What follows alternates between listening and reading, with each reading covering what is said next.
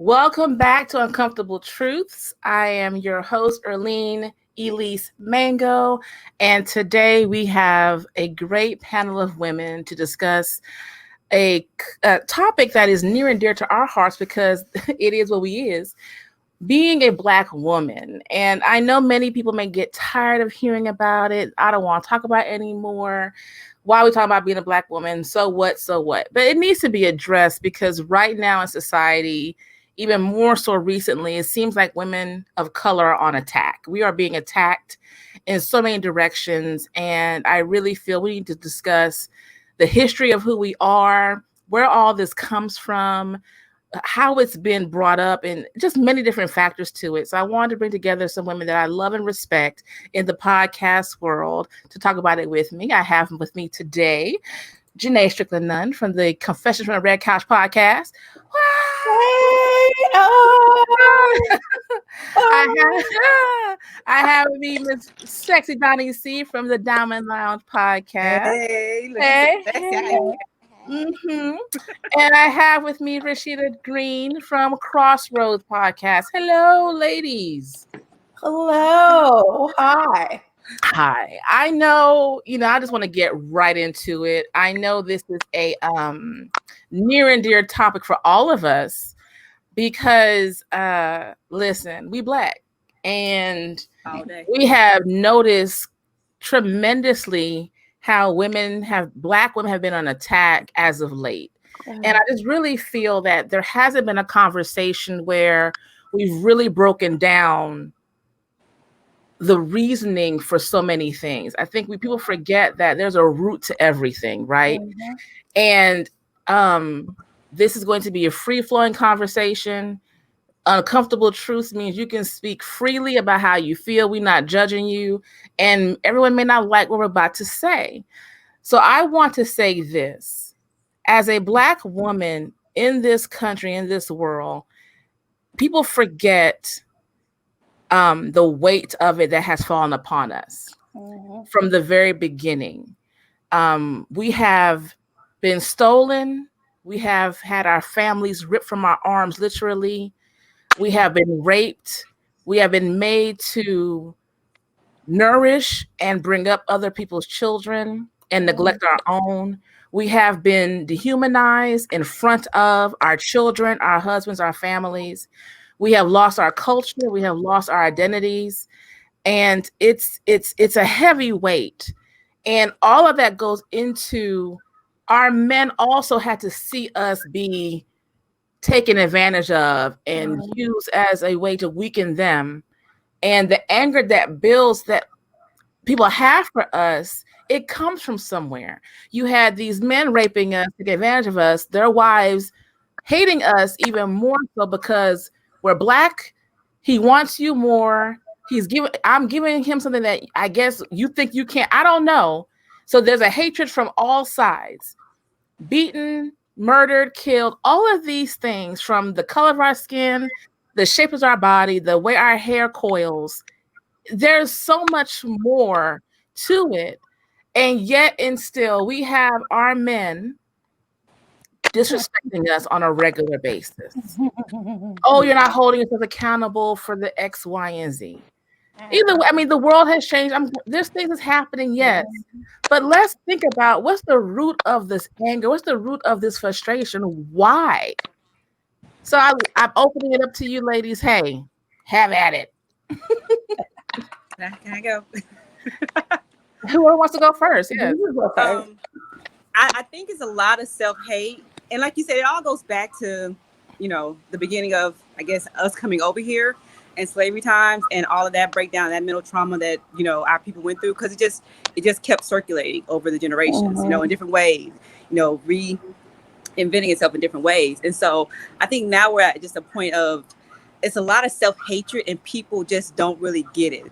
They don't even get how much they hate themselves and how they are reflecting that on their counterparts being us, or how much they hate their mama.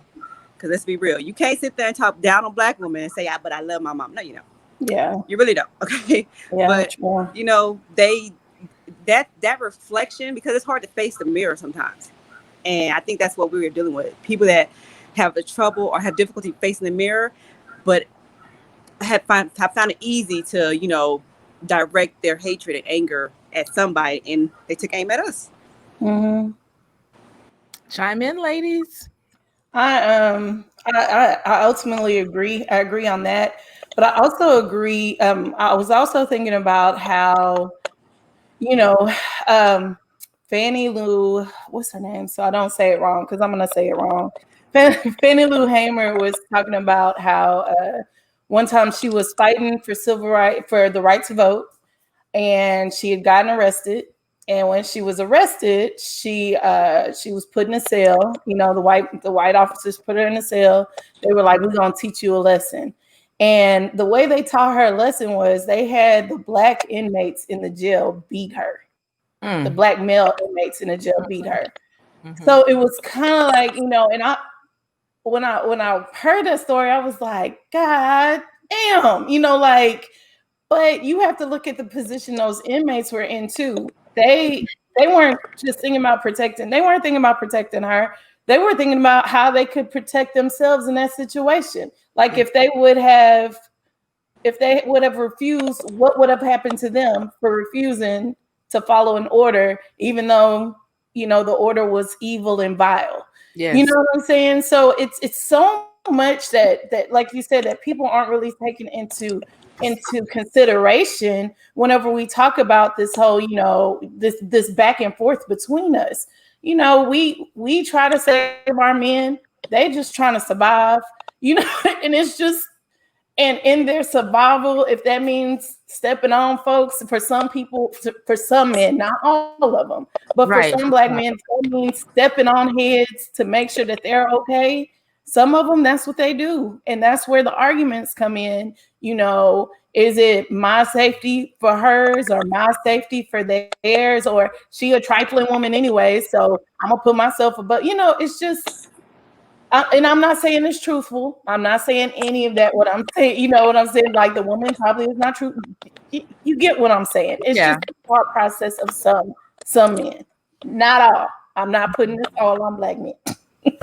No, and I get that. But my only issue with that is the fact that, like you said, she was going through fighting a battle for all of us, and was faced with, that kind of response, whatever. I hate the fact that it's like black women are always trying to save and stick up for black men, and they get to fall in that excuse of, but I had to protect myself. I had to look after myself, and I had to look after, it's like, we're trying to look after all of us. I'm trying to look after you, me, him, her, but you always get to fall in the excuse of, but I had to take care of me. That is not working for me anymore. It's not. I feel you. It's not. Especially it's not a valid excuse. This day and age. Go ahead, Rasheeda. Basically, I mean, as far as like what I see is some of the issues that we're having between the sexes. I mean, the stigma and the root of it is just the complete disconnect from our history and hand-picking, cherry-picking the things that we want to take. Like you often hear men saying that, well, back in Africa, I had more than one woman. And as opposed, not realizing that there were a lot of different structures to relationships other than just the one in your penis. And I think like being able to remind ourselves that those are the aspects of our relationships that are missing, like that we're not getting the full picture. It's what causes the friction, because we're in this society that tells us that the only way a man has any value is if he is in power. And for a lot of black men, the only place they can have any sort of power is in the home. But they're also dealing with the racism of being out in the streets, fear from any suspecting white man or whatever can cause conflict, that can end in a loss of life. So I think all those things contribute to how men show up when they're not in the outside world. I think the biggest thing, well, not the biggest thing, but and I feel that once we come to the table and understand there's equal hurt on both sides, we'll stop attacking each other. We'll stop doing the whole tit for tat. Like Rasheeda just said, our men have lost their power. It was taken from them. And you're witnessing and you're helpless and you can't do anything. And then we're like, why aren't you saving me? It's been going on forever. And the reality is, if you're trying to survive in this world and you feel as if you cannot make it, you're going to develop what's been embedded in us. Forget everyone else, worry about yourself. Mm-hmm. And we have been treated so disrespectfully from the moment we touch soil here, Mm-hmm. that it has been embedded in our men to not respect or honor or cherish who we are. Yeah. Because they use us to take away their power.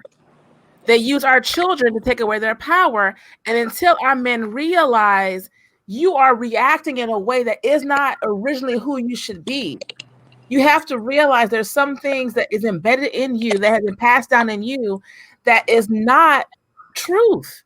If you look at what's going on, we have been used to help movements get passed and still get left behind. We've been used in so many ways. There's a law out there where, and there was a woman, like, it's a documentary, I can't remember it, I'm gonna forget it, where this local doctor used to come and take advantage of her, and it was legal that he could just take her whenever he wanted to, a Black woman. She ended up killing him. There's a documentary on Netflix about it. I'll figure it out. And she killed him, and the husband knew.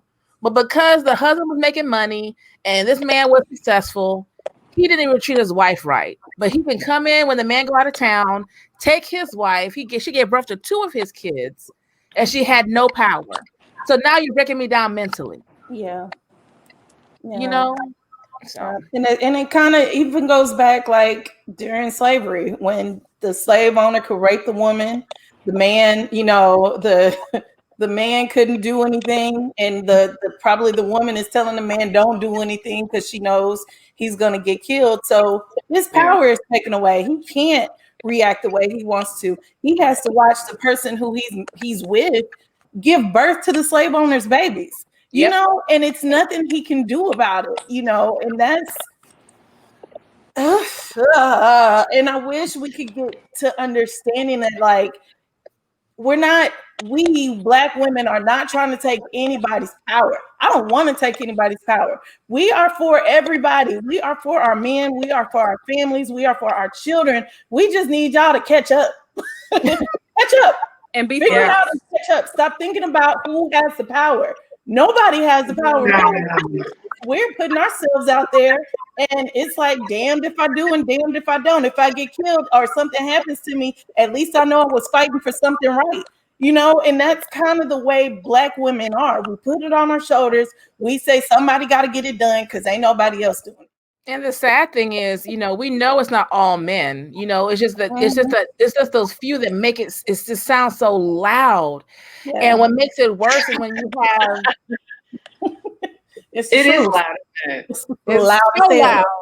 But what makes it so worse is so wrong. Everyone's very. Yeah, and everyone's frame of reference is different. Each one of us here have been raised differently in some kind of way.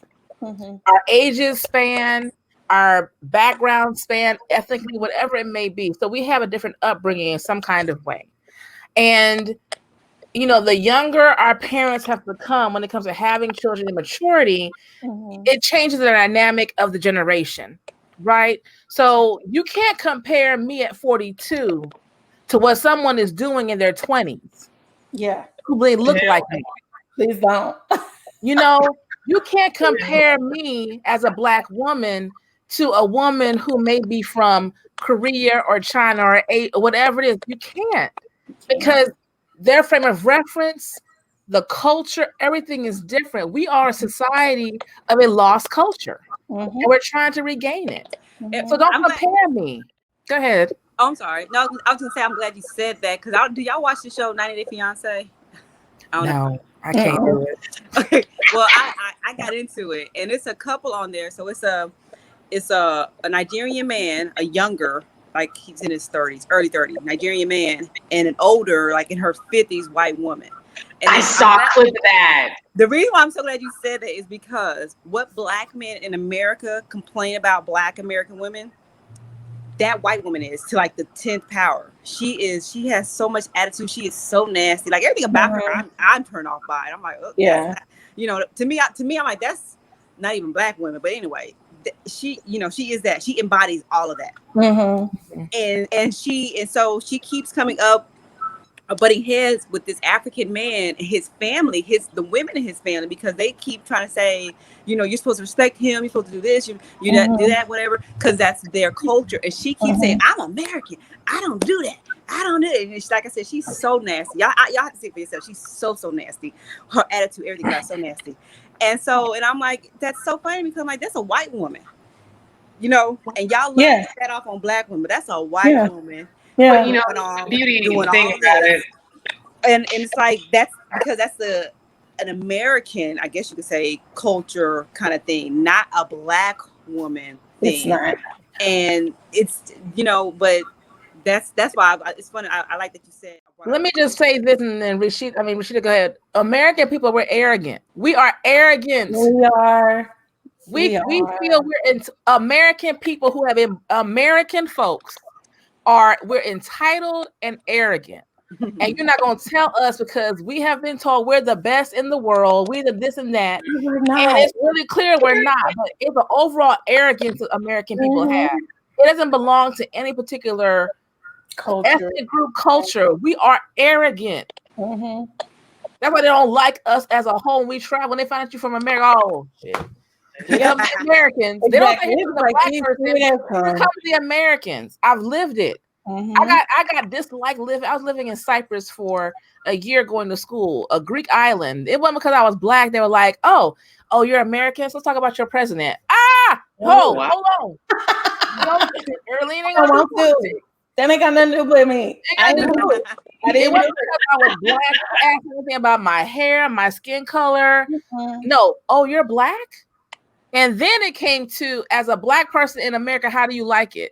But first it was, you're American. Yep. Go ahead, Rasheeda. I apologize. No, you really just took the words out of my mouth. It's just that America is just entitled. It's the sense of the self above the community, as opposed to the other way around. Yeah, and we're seeing that. Like, we're in a whole pandemic and people still don't want to wear masks. Fighting hard against it. Like, they're fighting hard against science. Like, our opinions are higher than science. Who the freak does that? Like, how? Global warming isn't real. What? How are you saying these things? How are these things actually coming out of your mouth? Because you feel like as American, if you are uncomfortable, it goes against your rights. What rights? Tell me where these rights come from. Which rights are you talking about? If it's your constitutional right, tell me which one. Which one is it? And you don't know exactly, Rasheeda. They don't know because they ain't never read it. They don't know. It's ridiculous. It is ridiculous.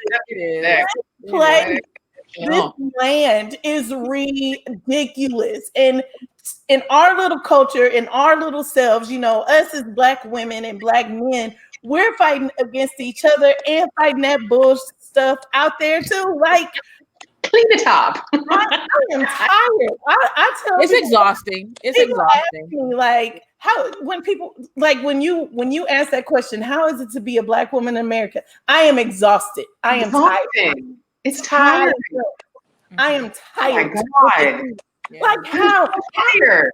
Exactly. Like, I can't tell you the amount of people that I get angry about. And yes, people I know voted for Trump, like, and they still back him. Like, how are you still backing this man? You are telling me these things that are not true, that you have made up in your mind or read in a meme, and you're trying to tell me this stuff that he is good for this country. And I'm just looking at you like, what the hell? Do you not read things for yourself? Like, but then you also have black women like Candace Owens, who was leading a rally over the weekend to get black folks to come away from the Democratic Party. Like, she and a lot of other selective conservative black folks really just want black people to divest away from the Democratic Party.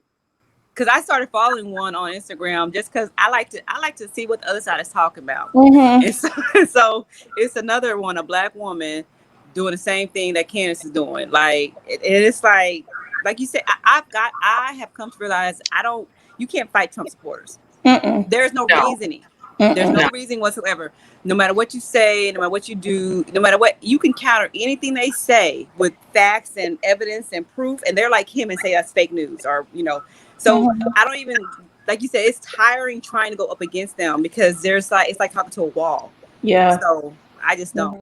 I think the biggest thing is, for me, you have Trump supporters and then you have Republicans. Like I really can't even put them in the same category sometimes because you look at it and I'm like, because I can listen to a Republican talk and give me and I've had these conversations. But it's a difference. It's a difference. It's like, you have Republicans and you have Trump supporters. And it's a different. Republicans to me are a little bit more educated on the conversation. Are going to give you. Work with me, Rasheeda. They're trying to at least, because some will admit the fault and this and that, and they're going to give you reasoning. Not just spew out nonsense. But let's leave that orange one alone. Yeah. And let's talk about the damage that has been done to us, and how do we try to move forward and repair it and fix it? Because we can talk about it red in the face, blue in the face, and it's not helping us in any way. We can be mad and stay mad. And usually anger gets things done, right? Clearly, it seems to be the same narrative when it comes to us year after year. And now with social media, you see it more. They're now accusing us of not really being shot, or I guess because you got this, that's why your husband left you. Must not be that great, or it's all kind of things. And if you're a little bit this way or that way, that's because you're not married or you don't have it. It's like, why is it that you're attacking me? And please tell me, the one who attacked me, how is it you are so wonderful? They can't say it. Because the men that I know who are men, and I'm not talking about success meaning monetary, I'm talking about successful in life. They don't have that mentality. They don't do that. I'm ignoring all of you. They don't do that. Because we have some amazing men who have been raised in vast environments, vast backgrounds, who acknowledge and respect, and they know there's some of us out there, women, we're a handful, no lie, but they know how to separate they know how to separate those categories, and they don't lump us into this disrespect of it's your fault the Black community is crumbled, or it's your fault because you can't listen, that all you want is bottom of barrel, this and that. It's your fault. Hold on, I had it because I was gonna say something, but so I find this tea. It's amazing, but just confused. So I guess what I'm trying to say is, at some point you have to tune those people out and just be comfortable with yourself. Yeah. And I'm saying this because, we get criticized for wearing weaves. I used to wear weaves. I still might throw on a weave and a wig. I don't care. Strong and strong. Let me tell you. You get what I'm saying? And you hear some Black men. I'm not saying all. Notice, guys, we are not saying all. We're saying some. They'll be like, well, why don't you want to wear your own hair? And then when you wear your own hair, they got something to say about your coils and your kinks because it's not the right type of natural hair. At some point, you just have to say, fuck it. Like, what else do you want me to do? Do you want me to just stay in the house and not do anything? Like, what do you want me to do? Because I have to be comfortable with myself. I have to be happy with myself. Society already doesn't appreciate, all of this lusciousness going on. They don't like it anyways. So at some point, I have to tune out all of that BS and just be comfortable with myself and walk out my house with my head held high. And to me, that's like putting the middle finger up to everybody. Every time I walk out this house with a smile on my face, my big old hoop earrings, all this ass and titties, all of that people don't like. And so when I walk out this house, like, that's it. That's my big middle finger to all of it. All of it. But real quick, Janae, they not only do they like it, they love it. They just say mad that they ain't got it. Yeah, as soon as it's on somebody else, that's hot. Oh, she's full lips, a full ass. Exotic. Oh, that's exotic. And the fact, you can switch up your hairstyle and change it up. Let me get me some. Oh, that's extensions. exotic. They wearing extensions and wigs too. They are. Let's be real. They love us. They do. Love it. They just want it for themselves. They just love on other people. Yeah, they live it on other people, or they want it for themselves. It's just a form of self-hatred. Yeah, it's a problem. And I think, with self-hatred, misery loves company. And so with self-hatred, and it comes from both men and women. We get it from all directions, even from women who look like us. Yeah. It's like, if you don't like yourself, why must you tear someone else down? Yeah, like if someone hurt you, if someone has hurt you, that has now formed your opinion, because we are old enough to realize that every experience in life forms who you are. Mm-hmm.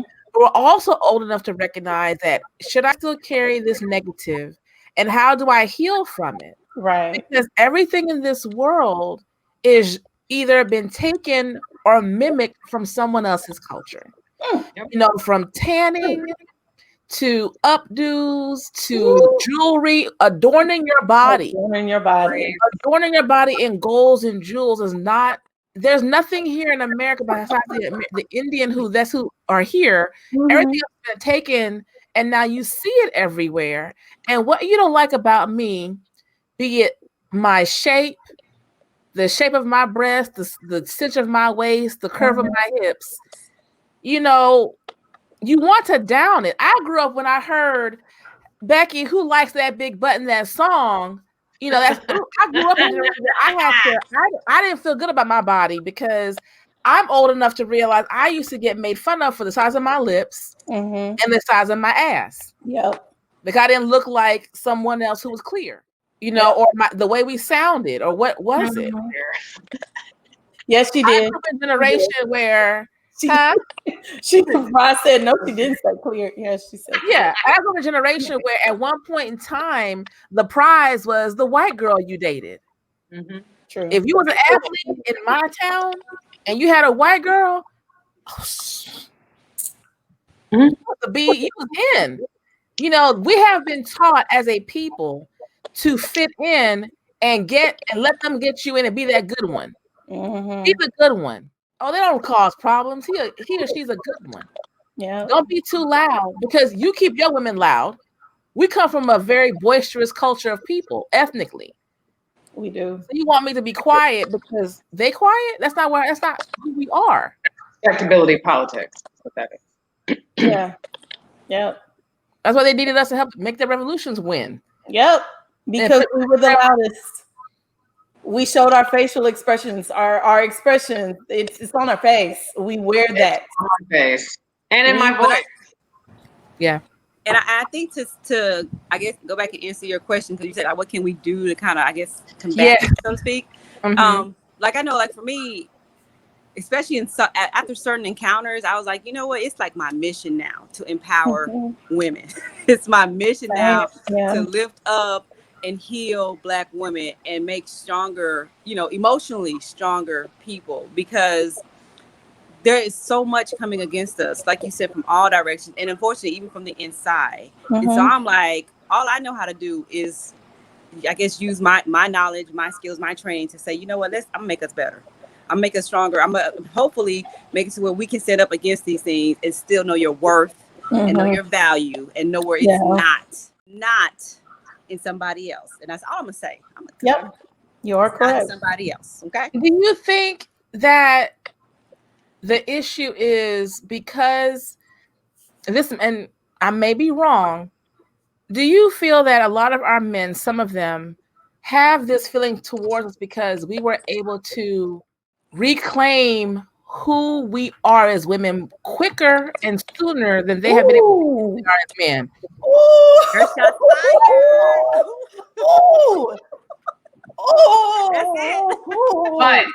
But I will say in that, because there's a lot of nuance in that too. Because the other side of that as well is that we are considered to be a little less threatening than a Black man True. It's us.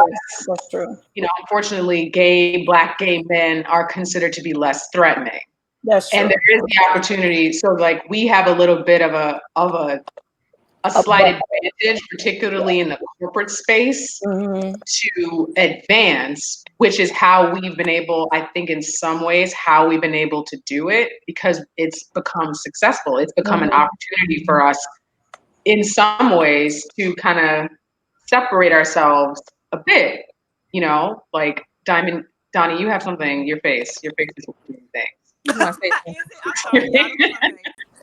I want to hear you out. Go ahead. So, and I think that's multifaceted, right? I don't think that's choice. I think that's just generally how corporate space is set up. It is a white man's playground. And because we have as Black women have a little less restriction on us in terms of our likelihood to get caught up in the penal system, which allows us the opportunity to go to school in the first place. Yes. A lot of colleges will not let you go if you have any kind of infraction. So we do have a bit of that edge, but I also think that it has opened the door for us to explore healing in a different way or in a greater way. And I want us to. We need to. Yeah. We need to, because what you're saying is absolutely true. Yeah, what I said was cutting, but the reality is, you know, women are looked at as a weaker, not as threatening species. And now you're Black. Oh, you don't know it. You don't have no idea what's going on. No problem. They talk around us, say what they want to say around us for decades.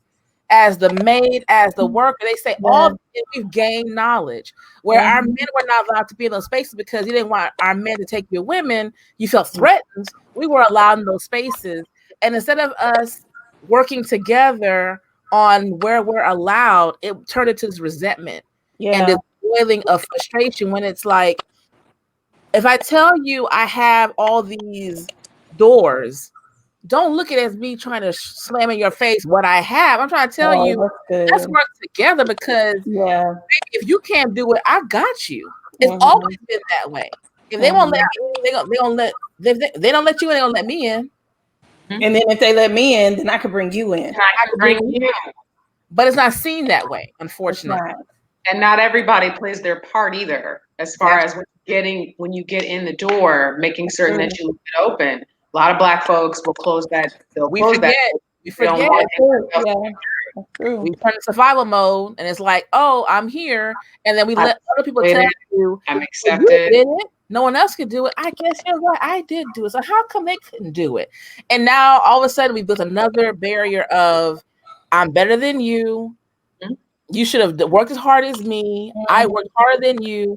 And that's not really the reality. You're supposed to pull your people up. You know, go ahead, Donnie. You want to say something? No, I'm thinking, I guess y'all know. Okay, so y'all know on my platform, I'm big on accountability, and part of the reason why I've gotten to that place is because I just feel like a lot of times people like to fall on excuses of saying, "Well, this is what this other person did to hold me down." Because you're right. I feel like, okay, as women, we may be seen as less threatening, so that gives us, more openings. But that's part of our feminine wiles that I don't all the way know how to use, y'all know. But neither do I. But as men though, they have traits as well that's like, why can't you fall back on those that are your strength? That's what I'm saying. Like, I feel like we're built with inherent features and characteristics that are meant to make us greater. That's why we complement each other. That's why we're better when we come together. So I'm like, okay, if we were able to find ours and utilize that to lift us up and make us better, and let's be real, most Black women were trying to bring a Black man along with us. That's true. And so if we were able to do that, why can't you? What was stopping you from finding your strength and your trait or whatever it is and cultivating that to bring yourself up and do better? And bring a Black woman. Janae. In the back, Janae, there you go. Pride. Oh, yes. And that's why I said, face that mirror. Face that reflection and answer that and fix that. And stop blaming it on this. But let me say this, though. If you think about women, take away color in our dynamic, no matter what, once we find something we are connected on, we're connected. Mm-hmm. And so many women that we had to work in their homes, we connected on the abuse, we connected on the neglect, we connected on not feeling like we're good enough as a woman, as a mother. We connected. So we were able to connect and use that to make our way. True. White men were not going to connect with a man of color. They're not. They were not going to show that black man, I'm just like you, because men were never taught to be weak. I don't care what you look like, where you come from. So they never got that type of connection. Even when we're able to separate, like, you know what, I'm going to listen to her. I'm going to talk to her. I'm going to work with this.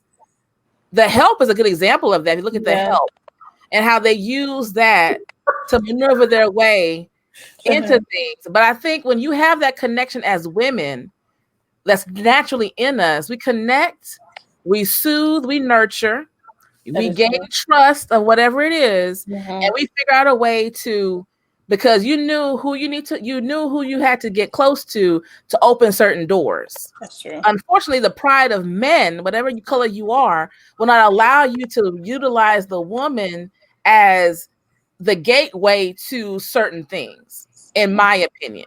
Go ahead, Rasheeda. You look like you itching to say something too. So it's just, I hate The Help. I've never watched the movie or read the book. I read Roxane Gay's essay about it, and that was about all I was going to do.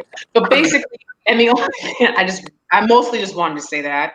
But I also think that I'm not gonna lie to you. But like, I think that there's some we have to find like multiple strategies that work for us and be able to accept that everyone's path to get to the same place is gonna be different. Right?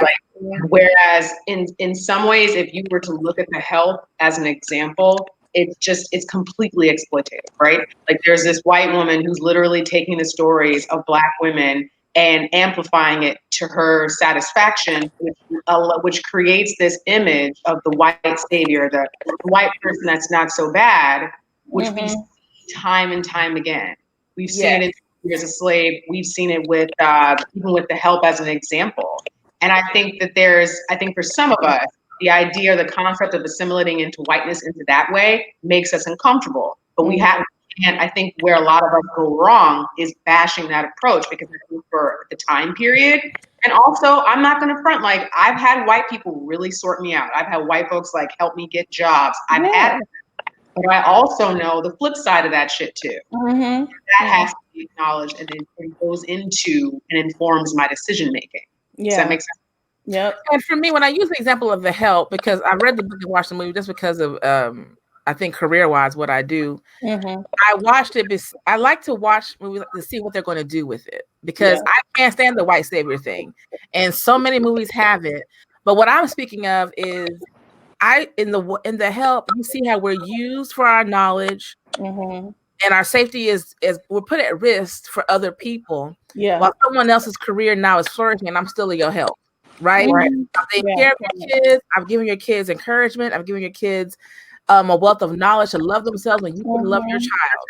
I look at those things, but when I use The Help as an example of, you have a character who now is with this woman. There's two characters really, where one totally understands the neglect and the abuse. And one of them, who is getting abused herself as a Black woman in her home, is strong, put on that good strong front, and the woman she's taking care of, how she's nurturing her, she knew how to work that situation to form her own safety and independence in some kind of way. I see what you did there. Yeah, so that's what, but I agree with you, Rasheeda, on all levels. But I think the beauty of a woman, and that's what we do as women, whatever color you are, we're able to read situations, find some common ground, and gain your trust and nurture you, and figure out also, how can I use this? That's true. To benefit who I got sitting at home. And that's the thing I think men have never been taught to do, because they've always been the ruler, the lead. They didn't have to rely on anyone. And so they're not going to find common ground with someone who doesn't look like them. True. So you're saying that's our nurturing nature? That Yeah, and I think that is how we've become so successful. That's why we are who we are, because we've endured so much as Black women. We have endured some shit. We've endured hell. Yeah. Outside of home and inside of home. Yep. You know, being a wet nurse for someone where I go home, my breasts are dry. I can't even feed my own child, but just all this nurse. Yeah, but that's all fool. You know, we endured a lot. Mm-hmm. You know, and we endure those things and still try to be there for you when you come home in your frustration, and we understand it, but you don't see my frustration. And that's what I have a problem. That's my problem. Because I'm like, everything, when you think about our history here in America, yes, everything the Black man went through, a Black woman went through something just equally as bad. Yep. You may have had to sit back and watch your woman get raped. She had to be raped. Yeah. Come on. Right. You know? Exactly. So that's why I'm like, we're in the struggle with you. We're trying to do better with you. But again, like I said, we trying to come up and bring you. Mm-hmm. Are you doing the same? Yeah. No, it's just like when it's just like when we've talked before, and I asked the question, if the roles were reversed and we were the ones behind bars, we were the ones that were selling or dealing or, doing drugs, would you all come to our aid? And and there was literal radio silence, but the answer was pretty clear. It was radio silence. I'll stop talking because I know, Rasheeda, you have to go in a few minutes. It really comes down to, people talk about accountability, right? Mm-hmm. But you have to be accountable for a past that's not yours. Let's recognize as a people our past. Yeah. I'm not asking anyone else to. Forget about everybody else. Mm-hmm. We talking to each other. Let's acknowledge our past, acknowledge what really happened, and then recognize we're all on this wellness thing, right? Mm-hmm. Recognize how that has been passed on to us. We should not forget it, but recognize it and realize, Donnie, you can say you don't understand it, but could you say that shit in 1950? See, you don't understand how people don't hold it accountable and recognizing those things. We can say that now because we've done the work in 2020. We're of that generation. They didn't. So we have to recognize also that you can't, when people say I want my ancestor, I hate that because you're not. Because I know I could not be at a cafe getting food thrown on me. I would have been fighting everybody. I would be dead. I couldn't have been a slave. Like I could not have been one who went probably just to the ocean. I'm not gonna lie. I would have jumped, or once I would have gotten over there, like endured all that, I would have burned the plantation down and left. Like I know me. I would have burnt and told people, "You coming? No, okay. Well, it's gonna be I'm just gonna go with the rocks in my pocket." Language barriers and all these things, you don't know what's going on. So let's recognize it. Yeah. Let's recognize that there's a lot of things that we think and feel about each other that does not belong to us originally. True. Someone put it on us so we can stay divided. Mm-hmm. And that divide is going to keep us that way beyond this election, beyond everything, until we recognize, okay, look, yes, you're not Meg Erlene. Yes, you're not Cardi. I understand. Mm-hmm. I know there's going to be, just back then, you had people of all walks of life, of all professions, of all type of things to get through. So let's recognize those hurts and let's move forward. Yeah. Don't be mad at me because I'm educated. Don't be mad at me because I have a voice. Get educated too. That's it. Get educated too. Dying in the streets. Like I know because you're my children. Yeah. I pushed you out. So I know what's happening. Damn. Seriously. Seriously. Let it out, Rasheeda, I know you have to go because you have to go get in school to school. So please tell everyone about your show, where to find you before you leave us.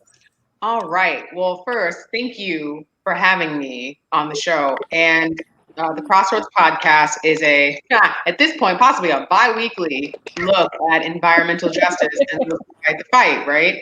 You can reach me or find me allroadscross.com, CrossRoads Podcast on Instagram, and CrossRoads Pod C1 on Facebook and on Twitter. I am sort of on TikTok, but not really, because I don't know what I'm doing. But the CrossRoads podcast on TikTok if you've got a few minutes. Thank you, Rasheeda, so much for chiming in and being here. I love your show. I love what you do, what you stand for. Let me tell you, you are a true voice that stands by what you have to say. I'm like, I have to have Rasheeda on to talk about this because she don't know what she has to say. That's all. I'm trying to behave. I'm trying to behave myself. You So don't I have hope to behave For what? I give the freedom to be a don't behave.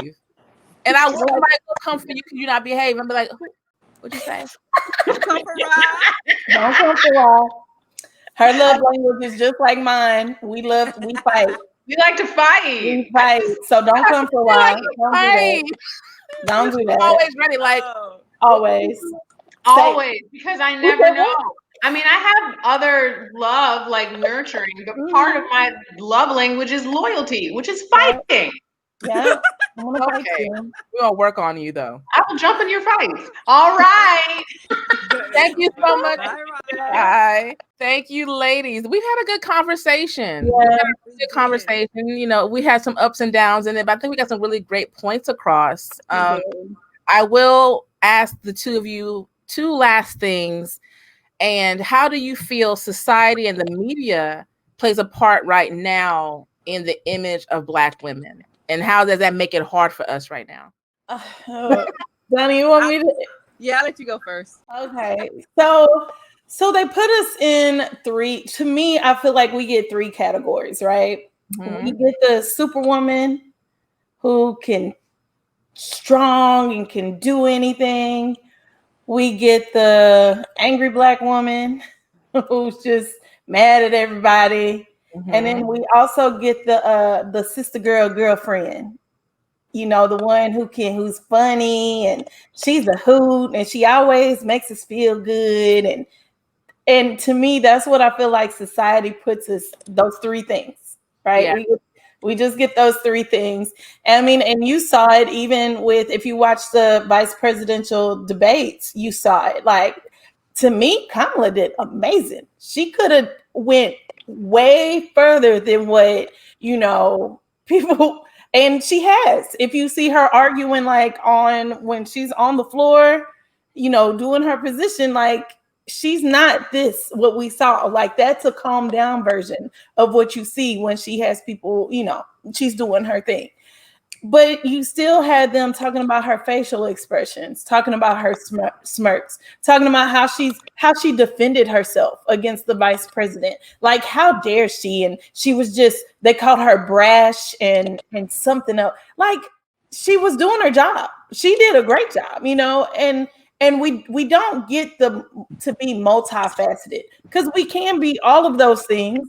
We can be some of those things, or we could be none of those things. Like, some of us just aren't any of those three categories. But society and the media, that's all they put us in. When you see TV shows, those are the three categories. When you see movies, those are the three. There's always the hood chick in the movie. You know, there's always like, it's like you can't be hood and educated, but you can be, because I am. You know what I'm saying? Like, and I have no reason to be hood, y'all. I just be hood because I am. It's okay. With all these master's degrees and all these papers I have written, I don't care. I like don't say it too much. Well, you know, Black women should talk about what they had. Women shouldn't talk about what they had, honey. I don't care. I'm going to talk about all the things that I have accomplished. All the things. Because I did it. I did it. Me and God, we did. Yes. But anyways, you know, so it's like we can't fit. They put us in those three categories. And if you deviate, it's, are you okay today? Well, no, because I just watched a video on Facebook of somebody getting killed that looks like me. No, I'm not okay. You know, so society is just a load of crap. All right, Donnie, what's your response to it? I mean, I would have said, I agree with what Janae said about the three categories. I would have added 4, because I think the show Girlfriends summed up how they see Black women perfectly. Like, because the sexual category, which would have been Lynn, so to speak, the overtly sexual, except even now Lynn can't compare to what they do, you know, how it is now. But, you know, they like to box us into that as well. And I think it's unfortunate that we feed into thinking we have to fit right in this box. Or we're nothing, or nothing else, or because, like you said, we're multifaceted. The best thing about us is if we take a little bit from all of that and learn how to mix it and make it our own. I'm not saying you if you're not a sexual person, don't be sexual, but there might be something you can grab from that from time to time that can serve you, and that's what it's about. I'm like, find those things in life that serve you, and unfortunately, I don't think society allows Black women to do that freely without judgment, because the whole Kamala Harris thing is a joke. Yeah. She had to sit there and grin and bear it and say everything with a smile, and even she be attacked for that. True. Like, there's no, as a Black woman, there's no winning when it comes to society. We can't, there's like nothing we can do. There's no kind of way we can stand up for ourselves and be respected or have it be respected. It's always gonna be like, oh, Black woman attitude. Look at her smiling. But like, God, don't, what? I just gotta be here and just sit here in silence. Like, what would make you happy? What would have appeased you if I said nothing at all? Because that's really what it comes down to. You don't want to see us because you're tired of our shine. And because we're doing so great and we're doing it against the odds that are, heavily on our shoulders, you don't understand it. And so now you hate that too.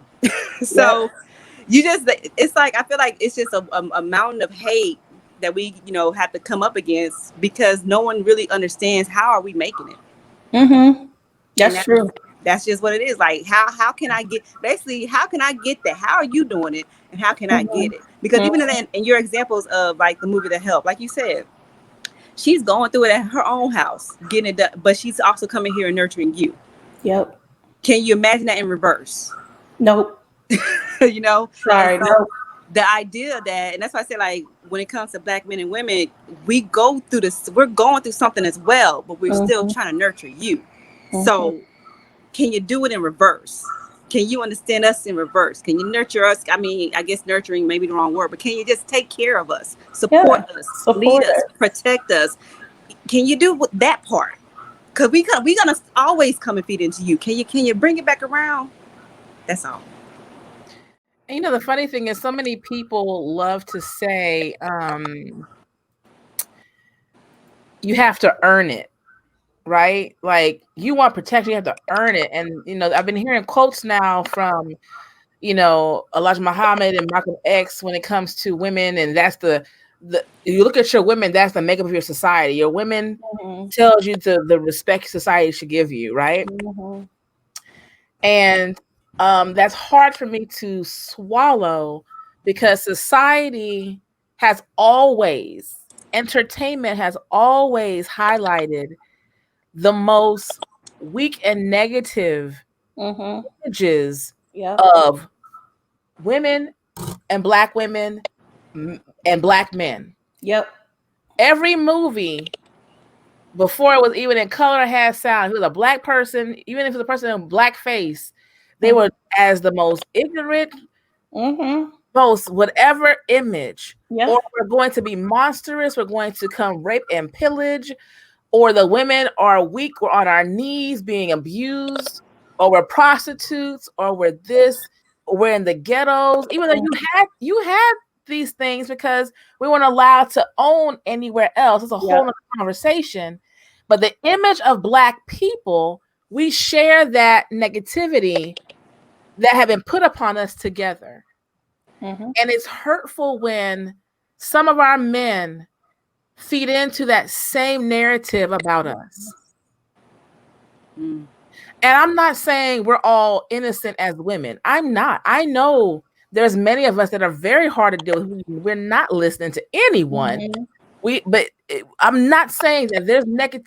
Believe me, I know. I see it.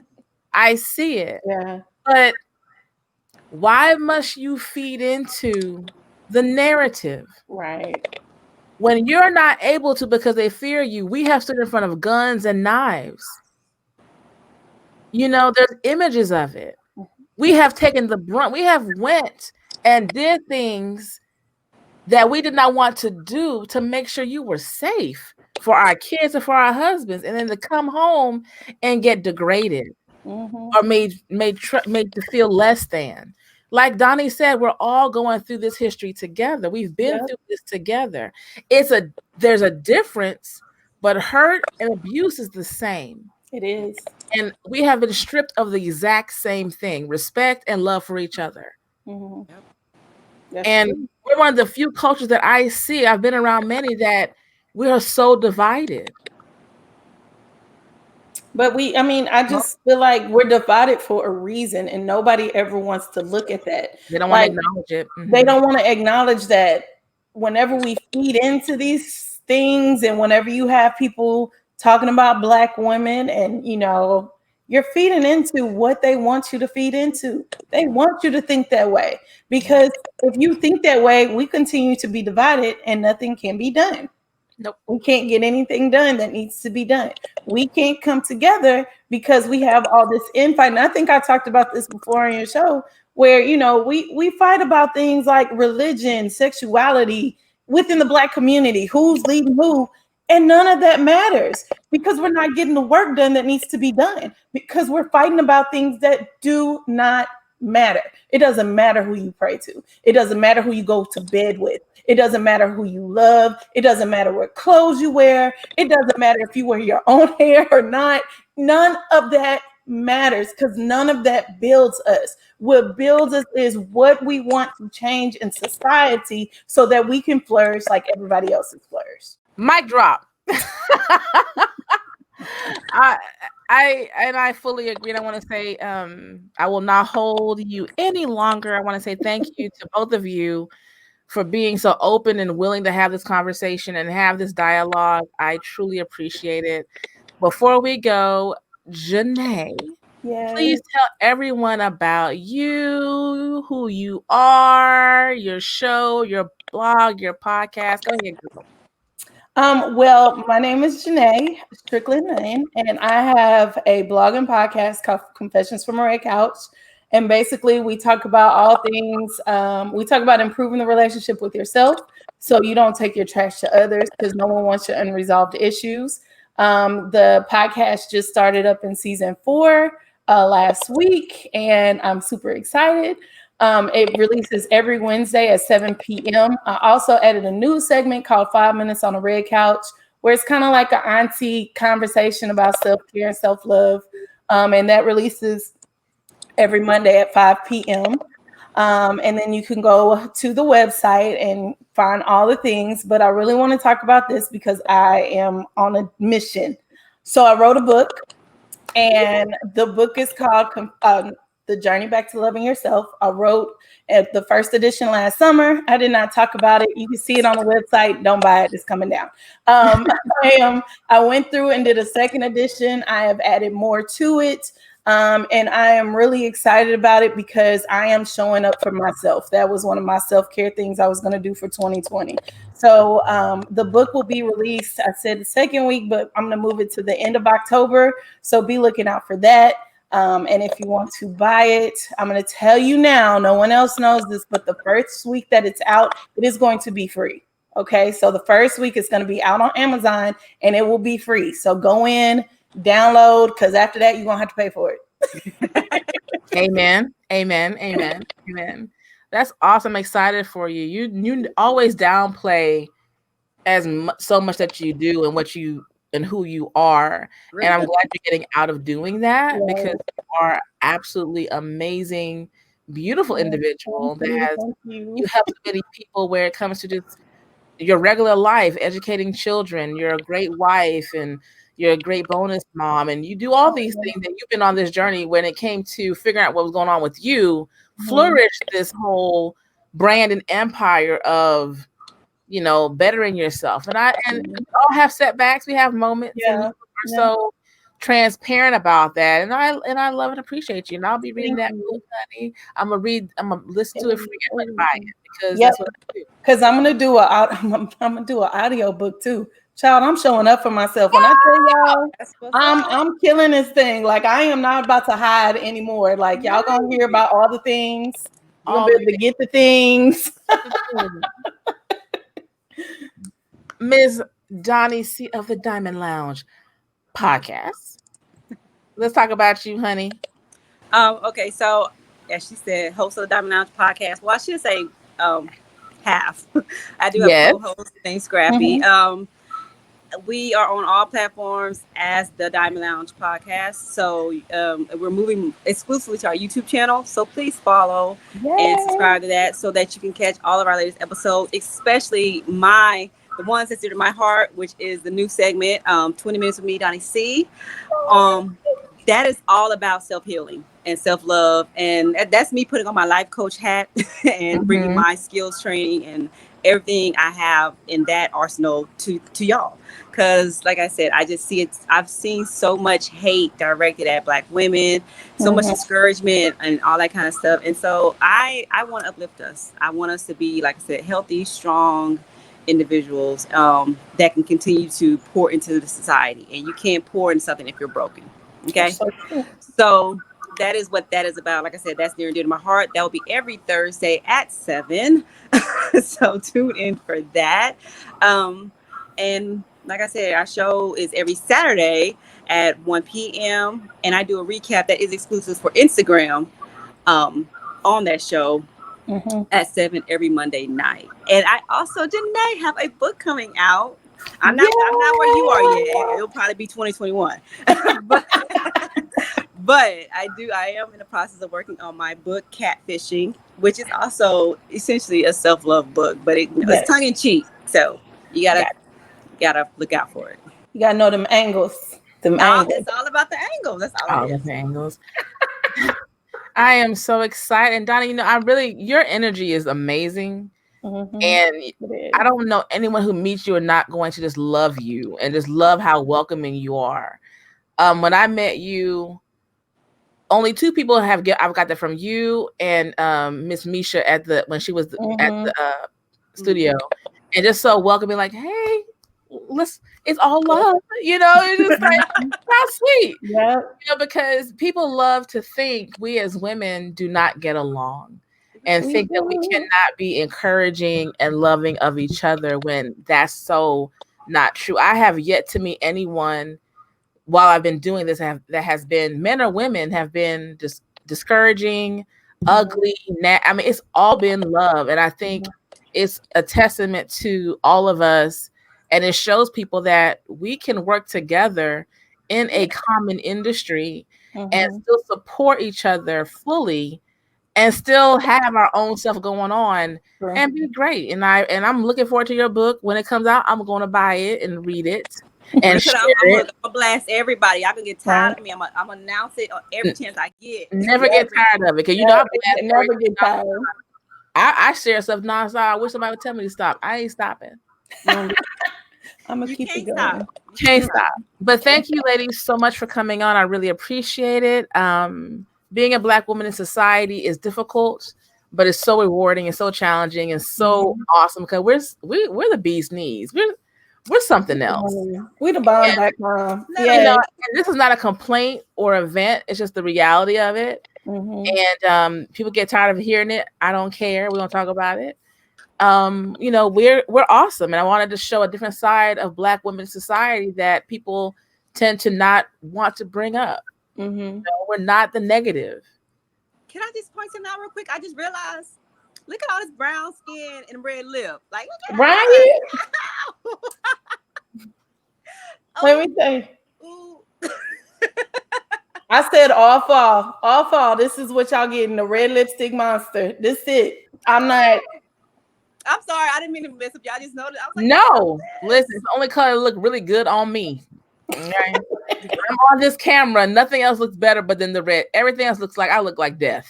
Really? So, see, I only really wear lipstick in fall because I don't like too much on me, and when it's hot.